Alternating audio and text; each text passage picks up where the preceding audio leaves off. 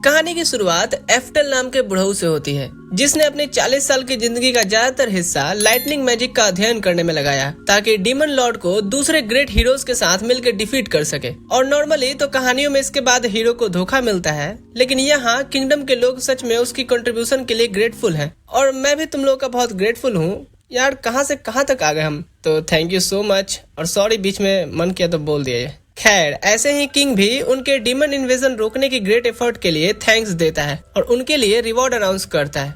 बोलता है कि वो उनके किंगडम में जो सबसे बड़ा टाइटल हो सकता है वो देगा, इम्पेरर का टाइटल। एफ्टल ये सुन के शॉक्ड हो जाता है क्योंकि इम्पेरर का टाइटल तो यूजुअली सिर्फ नोबल्स लोगों को मिलता है और वो भी बहुत रेयर से। तो उसे ऐसा टाइटल मिलना सच में एक ग्रेट ऑनर है।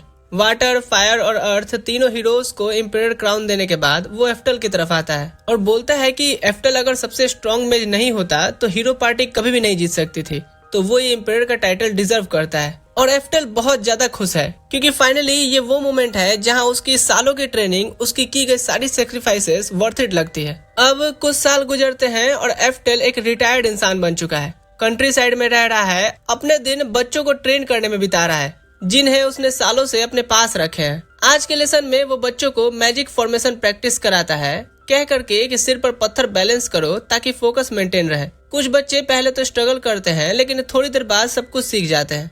और जब एफ्टल को लगता है कि ये अच्छा कर रहे हैं, उन्हें फाइनली ब्रेक लेने को बोलता है। सब थके हुए हैं तो यहाँ जरूरत है उन्हें अप्रिशिएट करने की, जो वो करता भी है। लेकिन फिर बोलता है कि अभी उन्हें वो लेवल 4 मैजिक प्रैक्टिस करते देखना चाहता है जो उसने पिछले हफ्ते सिखाया था। लेकिन जैसे ही एफ्टल ये बोल के खत्म करता है, एक बच्ची मर्लिन बोलती है कि क्या खुद वो ब्रेक लेना नहीं चाहेंगे। एफ्टल देख सकता था कि उसकी स्टूडेंट सच में वॉरिड है क्योंकि वो बूढ़ा हो रहा है, लेकिन वो मर्लिन को एश्योर करता है कि अभी भी वो बिना हड्डियों की आवाज के झुक सकता है, तो थोड़ी देर और खड़ा रहने से उसे कुछ भी नहीं होगा। यहाँ एफ्टल उस दिन को याद करता है जब उसने पहली बार मर्लिन को ढूंढा था। वो एक डीमन औरत की बेटी थी जो उसे एक बैटल में मिली, और भले ही मर्लिन एक डीमन थी, एफ्टल ने उसे अपने पास रखने का डिसाइड किया क्योंकि वो बाहरी दुनिया में अकेले सर्वाइव नहीं कर सकती। मर्लिन के छोटे होने से शायद उसे याद नहीं हो, पर एफ्टल श्योर है कि उसने वॉर के दौरान उसके कई फैमिली मेंबर्स को तो मारा ही होगा। तो जब जब भी वो उसे इतनी सिंसियर फिक्र करती है उसकी, वो थोड़ा अंदर से गिल्टी फील करता है। पर अभी के लिए एफ्टल लेसन जारी रखने का डिसाइड करता है और सबको लेवल 4 स्पेल्स दोबारा ट्राई करने के लिए तैयार होने को बोलता है। लेकिन मर्लिन फिर बीच में आके पूछती है कि क्या उन्हें आज लेवल 6 मैजिक सिखा सकता है। दूसरे बच्चों को समझ नहीं आता कि अबे ये लेवल 6 मैजिक क्यों सीखना चाहती है। कल ही तो एफ्टल ने हमें लेवल 5 मैजिक सिखाया था, अभी तो उसकी ही प्रैक्टिस करनी है। एफ्टल भी थोड़ा कंफ्यूज्ड है क्योंकि उसने भी ये सवाल एक्सपेक्ट नहीं किया था। वो मर्लिन की आंखों में चीजों को सीखने की भूख देख सकता है, लेकिन बोलता है कि जल्दी करने की जरूरत नहीं है, वक्त आने पर वो लेवल 6 मैजिक भी सीख जाएगी। और अभी के लिए जो वो जानती है वो प्रैक्टिस करती रहे क्योंकि फंडामेंटल्स बहुत इंपॉर्टेंट होते हैं। मर्लिन थोड़ी डिसअपॉइंटेड तो होती है ये सुन के, क्योंकि जितना हो सके वो जल्दी से जल्दी सारी मैजिक सीखना चाहती थी। लेकिन एफ्टल की बात भी समझती है और अभी के लिए बेसिक्स पर फोकस करने से एग्री करती है। अब बाद में हम मर्लिन को एक गहरे अंधेरे जंगल के एंट्रेंस पर खड़ा देखते हैं, जो क्लियरली डरी हुई तो है, लेकिन खुद को बहादुर बनाने और अपने फियर्स का सामना करने के लिए फोकस करती है। खुद को प्रूफ करने के लिए उसका प्लान है कि आज वो जंगल के अंदर छुपे किसी मॉन्स्टर को मारेगी ताकि साबित कर सके कि वो सच में लाइटनिंग एम्पायर की बेस्ट स्टूडेंट कहलाने लायक है। ऐसे वो अपने से कमजोर बच्चों को पढ़ाना भी संभाल सकेगी, जिससे कि एफ्टल का थोड़ा काम कम होगा और वो अपना रिटायरमेंट को थोड़ा एंजॉय कर पाएंगे। वो जानती है कि एफ्टल कभी उसे ऐसा करने को नहीं कहते, लेकिन वो अपनी तरफ से जो भी हो सके उसकी हेल्प करना चाहती है। मर्लिन का दिल तो सही जगह था, लेकिन क्लियरली अभी दिमाग की थोड़ी कमी थी क्योंकि 10 मिनट भी अभी नहीं बीते हैं और वो अपनी जान बचाते हुए जंगल से भाग रही है, क्योंकि उसने अपने आप को एक वुल्फ मॉन्स्टर के सामने एक्सपोज कर दिया था। और उसने जो ये लेवल 4 तक मैजिक सीखी है वो उस पे काम नहीं आई। हर स्पेल या तो मिस हो जाती या कोई काम का डैमेज नहीं करती, और वुल्फ तो ऐसे चार्ज करता रहता है जैसे कुछ हुआ ही नहीं। वो रियलाइज करती है कि वो इस भेड़िए से तेज नहीं भाग सकती, तो वो अब एक रिस्क लेने और लेवल 6 मैजिक ट्राई करने का सोचती है, जबकि उसकी प्रैक्टिस भी नहीं की है उसने। मर्लिन स्पेल का चांट शुरू करती है, इस बात के बावजूद भी कि भेड़िया डेडली इंटेंट के साथ अभी उस पे चार्ज कर रहा है। मर्लिन पूरे वक्त फोकस्ड रहती है और स्पेल कंप्लीट कर लेती है, जिससे भेड़िए पर एक मैसिव थंडरबोल्ट फायर गिरता है। और मर्लिन बहुत रिलीव्ड है कि वो एक्चुअली स्पेल कंप्लीट कर पाई और उसे लगता है कि उसने भेड़िए को हरा दिया है। लेकिन उसको पूरी तरह से डराते हुए भेड़िया बिल्कुल बिना किसी खरोच के उस आग से निकलता है और उसे जमीन पर गिरा देता है। फिर वो धीरे धीरे मर्लिन की तरफ चला आ रहा था, लेकिन जैसे ही उसे खाने वाला होता है, मॉन्स्टर पे अचानक से कहीं से तो एक मैसिव लाइटनिंग बोल्ट गिरती है।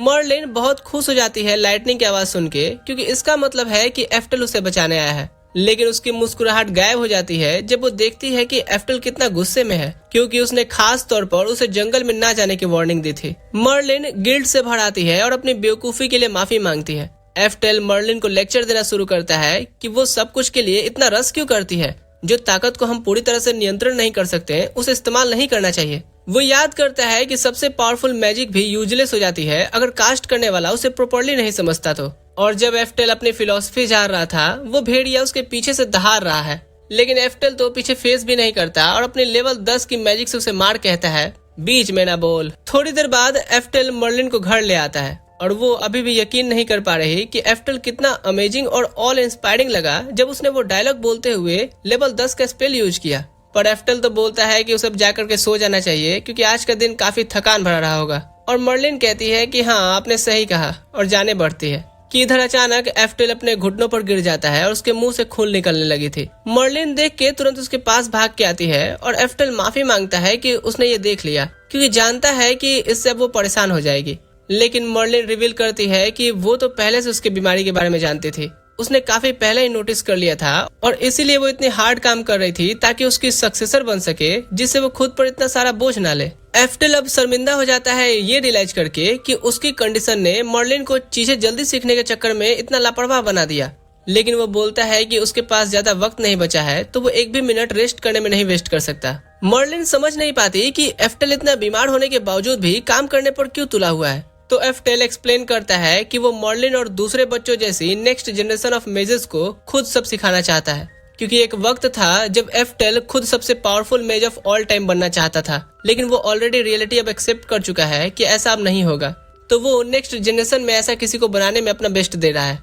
मर्लिन नहीं समझती कि एफ्टल का क्या मतलब है कि नहीं बन सका, क्योंकि उसके लिए तो वो क्लियरली बहुत स्ट्रांग है। एफ्टल कहता है कि वो जानता है कि वो ज्यादातर मेजेस से ज्यादा पावरफुल है, लेकिन कभी टॉप रैंक तक नहीं पहुंच सकता, क्योंकि दूसरे एम्पायर्स जो हैं वो सब उससे जवान, मजबूत और ज्यादा टैलेंटेड है। अगली सुबह जल्दी ही एफ्टल का एक स्टूडेंट नॉक करता है और उसे बहुत अच्छी न्यूज बताता है कि हाल ही में एक फ्लेम एम्पायर ने एक रिसर्च पब्लिश की है, एक मेथड के बारे में जो एक्यूरेटली एक मेज की मैजिकल एप्टीट्यूड पता कर सकता है। एफ्टल ये सुन के शॉक्ड हो जाता है और पेपर लेकर के खुद देखने लगता है, और सच में रिसर्च पेपर परफेक्टली मेज की एप्टीट्यूड टेस्ट करने का तरीका बता रहा था।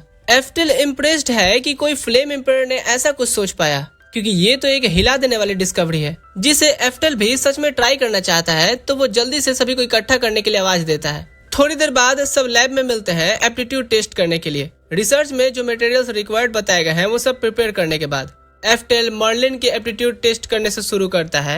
वो उसके 4 बालों को 4 अलग अलग टेस्ट ट्यूब में रखता है। थोड़ी देर बाद सबका रंग बदल जाता है।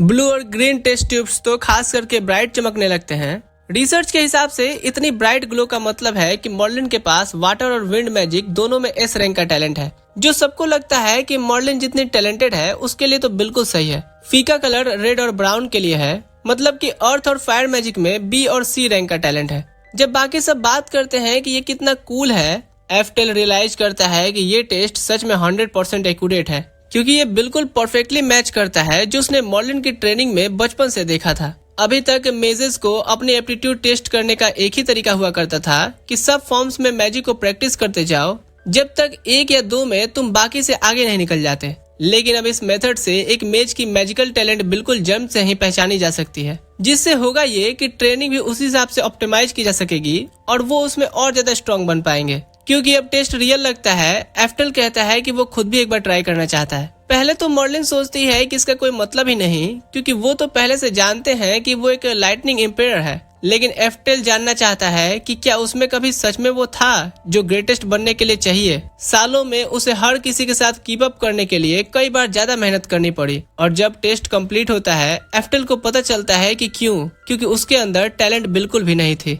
एफ्टल बिल्कुल शॉक्ड में रह जाता है, क्योंकि ट्यूब में कोई कलर ना दिखाना इसका मतलब है कि उसके बॉडी में एक भी मैजिकल टैलेंट नहीं है। पहले तो एफ्टल रिजल्ट को कम्प्लीटली रिजेक्ट कर देता है, एज्यूम करता है कि शायद उससे प्रोसेस में कहीं गलती हो गई होगी। लेकिन चाहे कितनी बार भी वो ट्राई करे, रिजल्ट सेम रहता है। उसे अब इस फैक्ट के साथ रियलिटी में आना पड़ता है कि वो कभी दूसरे एम्पायर्स की हाइट्स तक नहीं पहुंचा, इसलिए नहीं कि उसने काफी ट्राई नहीं किया, बल्कि इसलिए क्योंकि उसके अंदर कोई टैलेंट ही नहीं थी। अब वो गॉड से इस चीज के लिए एक बिट्रेयल सा फील करने लगता है और उसकी धड़कनें इतनी तेज हो जाती हैं कि उसे हार्ट अटैक आते हैं और वो जमीन पे गिर जाता है। कुछ वक्त बाद एफ्टेल बेड पर होता है, उसकी कंडीशन और खराब होती जाती है और वो अपने आखिरी पलों में वो यही सोचता है कि उसकी जिंदगी कितनी अनफेयर थी, क्योंकि वो हमेशा उम्मीद और यकीन करता रहा कि अगर वो मेहनत करे तो वो ग्रेटेस्ट मेज ऑफ ऑल टाइम बन सकता है। लेकिन उसे तो अब जाकर के पता चला कि वो तो दरअसल किसी ऐसी सपना को चेस कर रहा था जो उसके लिए थी ही नहीं। थोड़ी देर बाद एफ्टेल फाइनली अपनी आखिरी सांसें लेता है, लेकिन उसकी मौत के साथ उसकी सेकंड रीइंकार्नेशन स्किल एक्टिवेट हो जाती है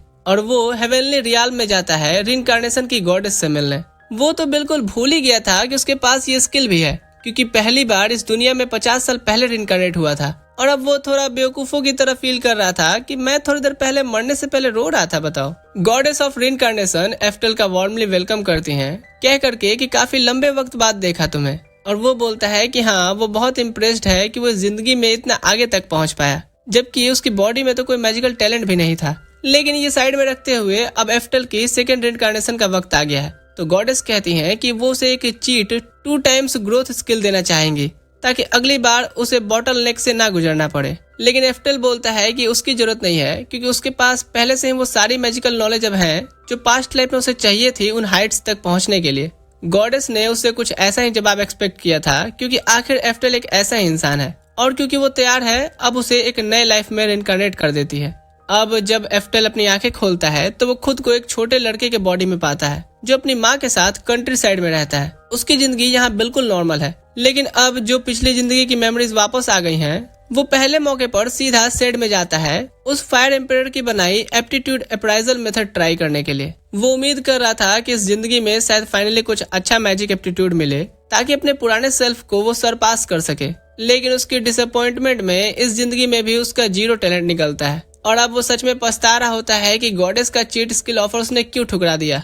अब फिर से कम्प्लीटली टैलेंटलेस होने के साथ वो सोचता है कि लेवल 10 मैजिक सीखने के बाद वो बोतल नेक हो जाएगा, जैसा पिछली जिंदगी में हुआ था। लेकिन जैसे ही वो अपनी इस फूटी किस्मत पर चिंता करता है, अचानक ऊपर से उसे एक ड्रैगन उड़ता हुआ दिखता है। वो सीधा शहर की तरफ जा रहा था और नाइट्स का एक ग्रुप ड्रैगन को रोकने की कोशिश कर रहे थे। तो एफ्टेल उनके पीछे भागता है उनकी हेल्प करने के लिए, पर रियलाइज करता है कि वो तो अभी सिर्फ 4 साल का है। पिछले वाले दादाजी वाले शरीर में अगर वो होता तो ड्रैगन को एक पल में ही जमीन पर ले आता, लेकिन इस बॉडी में अपना ओरिजिनल लेवल 10 मैजिक कास्ट करना पॉसिबल ही नहीं है। लेकिन जैसे ही एफ्टेल अपने उस स्किल के बारे में सोच रहा होता है, उसकी बॉडी अचानक से रिएक्ट करनी शुरू कर देती है और वो स्पेल जो उसने पिछली जिंदगी में पूरी डेवलप की थी एक्सीडेंटली कास्ट हो जाती है और ड्रैगन को एक ही हिट में नीचे ले आई थी। नाइट्स सब गिरे हुए ड्रैगन के आसपास इकट्ठे होते हैं और बिल्कुल कंफ्यूज्ड हैं कि ड्रैगन कैसे गिराया गया। और ऑनेस्टली एफ्टेल भी उतना ही कंफ्यूज है, क्योंकि उसने कभी एक्सपेक्ट नहीं किया था कि पिछली जिंदगी की पीक पर गेन की गई स्किल्स इस नए बॉडी में भी उतनी ही कारगर होगी।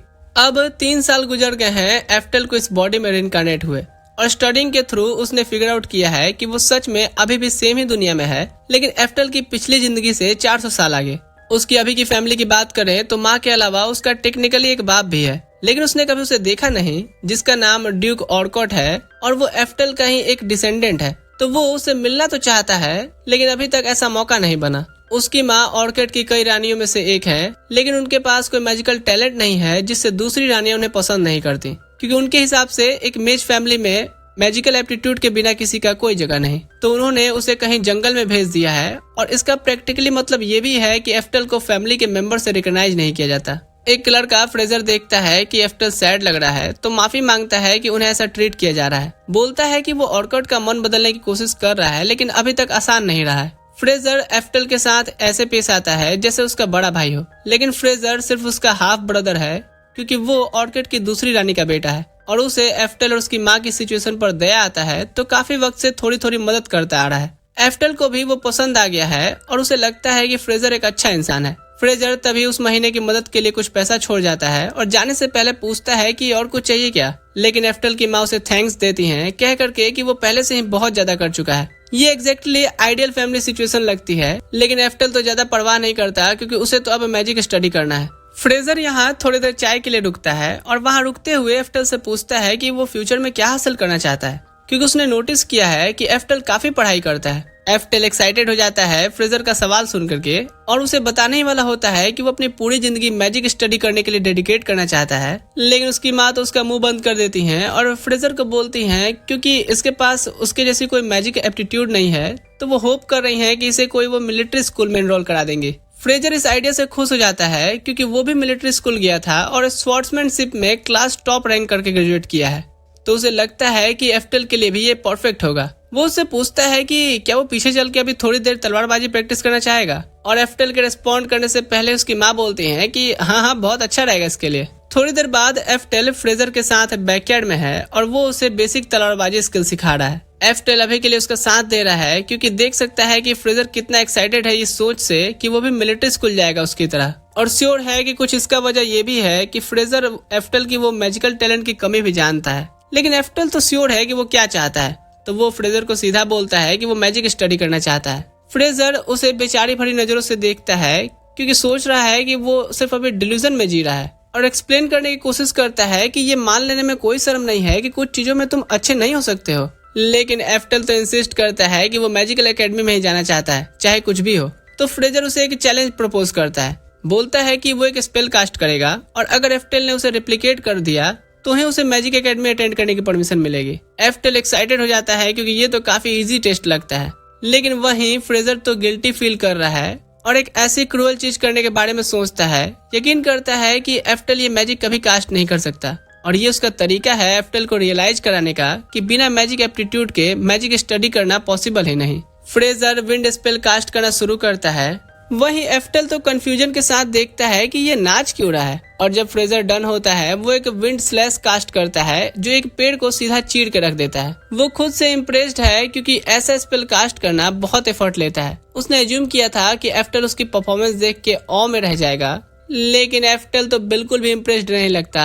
फिर वो अपना हाथ हिलाता है और खुद का स्पेल कास्ट करता है, और उसका स्पेल तो फ्रेजर से कहीं ज्यादा स्ट्रांग होता है जो कैजुअली जंगल का एक बड़ा सेक्शन ही क्लियर कर देता है। एक सेकंड के लिए एफ्टेल वरीड होता है कि गलती कर दी क्योंकि फ्रेजर ने तो उसे बस रेप्लिकेट करने को बोला था, और जबकि फ्रेजर का स्पेल सिर्फ लेवल 2 का था, एफ्टेल तो बह गया और उसने लेवल 4 बना दिया। फ्रेजर अब बिल्कुल स्पीचलेस रह जाता है ये सुन करके कि एफ्टेल ने अभी लेवल 4 मैजिक यूज किया, क्योंकि इस जमाने में तो लेवल 4 स्पेल एडवांस्ड मैजिक मानी जाती है, और वो नहीं समझता कि 7 साल का एफ्टेल ऐसा कैसे कर सकता है। एफ्टेल थोड़ा कंफ्यूज हो जाता है क्योंकि क्लियरली उसे याद आ रहा था कि पिछली जिंदगी में तो लेवल 4 मैजिक लो लेवल की मैजिक हुआ करती थी और वो तो लेवल 10 तक जा सकता था वहाँ, तो यहाँ कुछ तो गलत जरूर है। एफ्टेल का लेवल 10 मैजिक का बात सुनना ही फ्रेजर के ब्रेन के लिए प्रोसेस करना बहुत ज्यादा कर देता है, और वो वहीं बेहोश होकर गिर गया था। अब उसकी रिएक्शन देख के एफ्टेल सोचने लगता है कि इस इरा की मैजिक सच में कैसी है। वो फ्रेजर को उसके रूम में ले जाता है रेस्ट करने के लिए, और वहाँ रहते हुए कुछ बुक्स पढ़ना शुरू करता है, ये फिगर आउट करने के लिए कि मैजिक इस मामले में इस दुनिया में कहाँ स्टैंड करती है।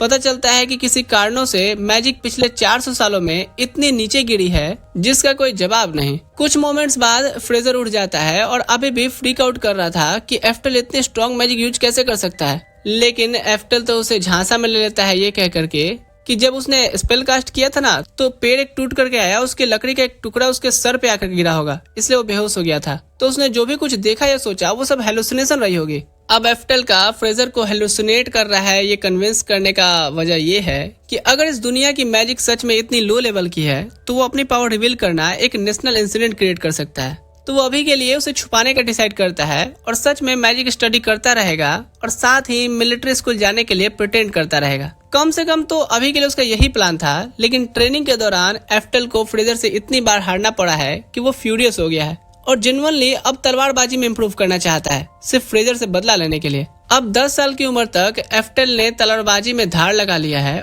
और उसकी स्किल इस पॉइंट तक आ गई है कि वो एक वुडन स्वॉर्ड से लोगों को हवा में चीर सकता है। श्योर है कि मैजिक तो कूल है ही, लेकिन तलवार यूज करना भी काफी फन है, और अब सोचते हुए मैजिक स्वॉर्ड्समैन बनना एक ऑप्शन हो सकता है, तो वो दोनों को साथ साथ ट्रेन कर सकता है। थोड़ी देर बाद फ्रेजर एफ्टेल को ढूंढता हुआ आता है क्योंकि उसका यूजुअल ट्रेनिंग सेशन का वक्त हो गया है। एफ्टेल बोलता है कि अभी आता हूँ, लेकिन पता चलता है कि फ्रेजर ने तो आज के ट्रेनिंग सेशन के लिए कुछ स्पेशल प्लान किया था। वो बोलता है कि एक गेस्ट इंस्ट्रक्टर भी साथ लाया है, और ये बोलते हुए ही एफ्टेल नोटिस करता है कि अचानक उसके आसपास बहुत डार्क सा हो गया है। फिर फ्रेजर उसे मोरिया से इंट्रोड्यूस कराता है और एफ्टेल को एक्सप्लेन करता है कि ये उसका स्पेशल स्वॉर्ड इंस्ट्रक्टर बनेगा। मोरिया नाइट्स का रिटायर्ड कैप्टन है, तो तलवार में इनक्रेडिबल स्किल्ड है और एफ्टेल के बारे में जानना चाहता है क्योंकि फ्रेजर से उसने उसकी नॉन स्टॉप तारीफ सुनी है। वो एफ्टेल को बोलता है कि जो भी तरीका हो सके अटैक करने का वो करे और अपनी पीठ भी घुमा लेता है उसके लिए इजी करने के लिए। लेकिन एफ्टेल देख सकता है कि मोरिया पर एक भी ओपनिंग नहीं है, तो डेयर की बात भी नहीं करता।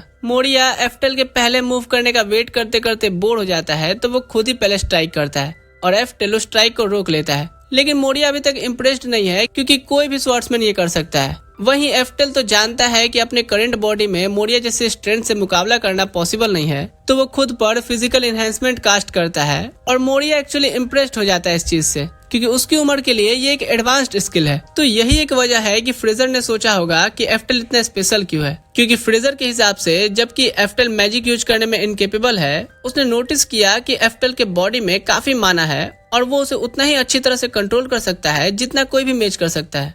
इसलिए वो फिजिकल एनहेंसमेंट इतनी आसानी से यूज कर पा रहा है। एफ्टेल तो अभी मोरिका के खिलाफ स्ट्रगल कर रहा है, लेकिन सच में अगर चाहता तो मैजिक यूज करके मोरिका को तुरंत घुटने पे ले आता। लेकिन वो मैजिक सीक्रेट रखना चाहता है और इसके अलावा वो ऐसे जीतना नहीं चाहता, वो अपनी मार्शल आर्ट स्किल की मेरिट से जीतना चाहता है। वो मोरिया के खिलाफ वापस चार्ज करता है, लेकिन वो तो एक हैवी स्लैश से काउंटर करता है और जबकि एफ्टेल ब्लॉक करना मैनेज कर लिया था, वो अभी भी स्लैश के बोझ में पुश होता जा रहा है। मोरिया सोचता है कि ये तो चेकमेट है क्योंकि फिजिकल एनहांसमेंट के बावजूद भी एफ्टेल हेड ऑन सामने से आकर के उसे ओवर पावर करने के लिए उतना स्ट्रांग नहीं है। लेकिन उसकी सरप्राइज में मिड स्लैश में ही एफ्टेल अचानक से अपनी तलवार साइड में स्विंग करता है, जिससे मोरिया आगे स्लिप हो जाता है और एफ्टेल फिर मोरिया के मोमेंटम को उसके खिलाफ यूज करता है और उसे जमीन पर ले आता है। मोरिया यकीन ही नहीं कर पाता कि ये क्या हुआ, लेकिन वो इतना तो मर्द है ही कि मान सकता है कि हाँ एक फेयर तरीके से वो हारा। तो एफ्टेल की विक्ट्री पर कंग्रेचुलेट करता है और बोलता है कि वो टेस्ट पास कर गया। एफ्टेल नहीं जानता कि वो ये क्या बोल रहा है क्योंकि ये तो सिर्फ एक रेगुलर फ्रेंडली मैच उसने समझा था। तब फ्रेजर एक्सप्लेन करता है कि वो एक्चुअली मोरिया को उसे टेस्ट करने के लिए लाया था क्योंकि ये मिलिट्री स्कूल का हेड मास्टर है और क्योंकि एफ्टेल ने उसे बीट कर दिया है तो एडमिशन गारंटी हो गई है। वो ये भी कहता है कि पर उसे अभी 15 साल होने तक का इंतजार करना पड़ेगा। कुछ वक्त गुजरता है, इधर एफ्टेल जंगल में अपनी लेवल 10 स्पेल प्रैक्टिस कर रहा है और थोड़ा फ्रस्ट्रेटेड है क्योंकि कास्टिंग टाइम में वो थोड़ा स्लो है जितना चाहता है उससे, तो वो अभी भी उसे बहुत कम करने की कोशिश कर रहा है। उसे रेनी डेज पसंद है क्योंकि इसमें बिना सस्पिशन के वो मैजिक ट्रेन करने का मौका ढूंढ सकता है और लोग समझेंगे कि बारिश की वजह से बिजली चमक रही है। लेकिन वो ये अंदाजा लगाना भूल गया कि कोई उसे ढूंढने भी आ सकता है क्योंकि एक मोमेंट बाद ही फ्रेजर भागता हुआ आता है। बिल्कुल घबराया है क्योंकि उसने इतनी टेरिफाइंग लाइटनिंग बोल्ट एफ्टेल के पास ही गिरते हुए देखी है। वो पूछता है कि क्या वो ठीक है और एफ्टेल बोलता है कि हाँ वो तो ठीक ही है। लेकिन फ्रेजर लेक्चर देने लगता है खुद को हर्ट ना करने क्योंकि अगले साल ही उसे मिलिट्री स्कूल में एनरोल होना है। फ्रेजर का मिलिट्री स्कूल के बारे में बोलना एफ्टेल को याद दिलाता है कि अब ज्यादा वक्त नहीं बचा है और जबकि वो माँ और फ्रेजर से डिस्कस नहीं किया है पर उसने डिसाइड कर लिया है कि वो मिलिट्री स्कूल नहीं जा सकता। वो समझता है कि मैजिक एप्टीट्यूड टेस्ट में कॉमन होने के बावजूद भी मैजिकल एकेडमी में आना मुश्किल होगा, लेकिन फिर भी वो ट्राई करना चाहता है। लेकिन फ्रेजर और माँ को ये कैसे एक्सप्लेन करे उसे बिल्कुल नहीं पता, तो उसने डिसाइड किया है कि मिलिट्री स्कूल में ज्वाइन करने से ठीक पहले ही वो घर छोड़ देगा। और जब ये सोच रहा होता है, फ्रेजर अचानक उससे बोलता है कि उसके लिए बहुत अच्छी खबर है क्योंकि एफ्टेल की तलवारबाजी स्किल के बारे में सुन करके उसके बाप ने उससे फाइनली डिसाइड किया है मिलने का। एफ्टेल तो पर्सनली इस पॉइंट पर अपने बाप से मिलना नहीं चाहता था क्योंकि पहले से 14 साल जब इग्नोर किया ही जा चुका है तो जो भी रिश्ता बनना चाहिए था वो तो पहले से ही खत्म हो चुका है। लेकिन देख सकता है कि उसकी माँ और फ्रेजर कितने खुश हैं और वो उन्हें सैड नहीं करना चाहता, तो वो मीटिंग के लिए एग्री कर लेता है। लेकिन जल्दी ही अब वो इस डिसीजन को पछता रहा है क्योंकि पता चलता है कि उसका बाप बिल्कुल एक घटिया आदमी है। उसने एक बार भी एफ्टेल को फेलियर से ज्यादा कुछ नहीं समझा है और वो एक ही वजह है कि उसे यहाँ बुलाया ये बताने के लिए कि अब एफ्टेल के लिए चाइल्ड सपोर्ट नहीं मिलेगा क्योंकि मिलिट्री स्कूल में स्कॉलरशिप दी जाती है। और यहाँ रुकते हुए वो अपने एक और बेटे को एफ्टेल के साथ एक स्पेयरिंग मैच के लिए चैलेंज करता है, सिर्फ इसीलिए कि एफ्टेल को इंजर्ड करवा सके क्योंकि वो उसे पसंद नहीं करता। साला बाप है कि अपने बाप का कोई पाप है। खैर, वीडियो पसंद आया लाइक शेयर करके जाना और हाँ, मेरी एडिटर के चैनल को भी सब्सक्राइब कर लेना, लिंक डिस्क्रिप्शन में है। उसने खुद का भी कुछ शुरू करने का सोचा है तो तुम्हारा ये अर्ली सपोर्ट बहुत मायने रखेगा। बाकी मैं मिलता हूँ अगली वीडियो में। ठीक है दोस्तों, अभी के लिए मैं चलता हूँ। Thanks for watching.